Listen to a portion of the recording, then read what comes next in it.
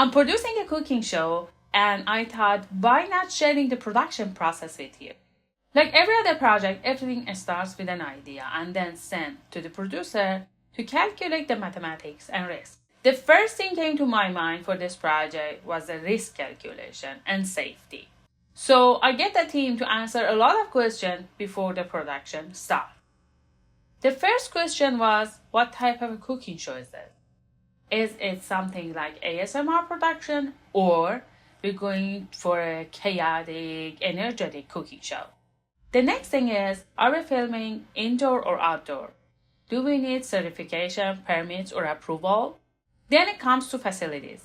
Is it on the shoulder of the production team to provide the facility, or the chef team will do? What equipment we need? Can we find a sponsor?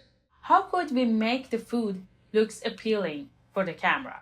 Because let's be honest, there's a huge difference between a grilled cheese that the cheese doesn't melt in the sandwich and it melts and looks very delicious. The cheese is melted. Gordon, we got eye. We can see it not melted. Stop gaslighting us. Then comes sourcing. Cookwares, ingredients, props, and so on and so on.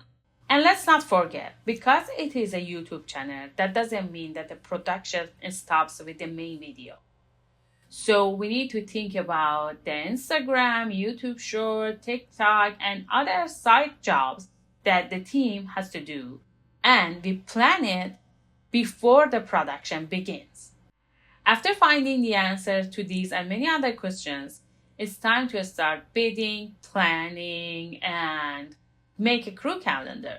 And then we start making the project. Hope this is useful. Thanks for watching. Don't forget to like, share, and subscribe. I'm Elle, and this is Analyze Elle.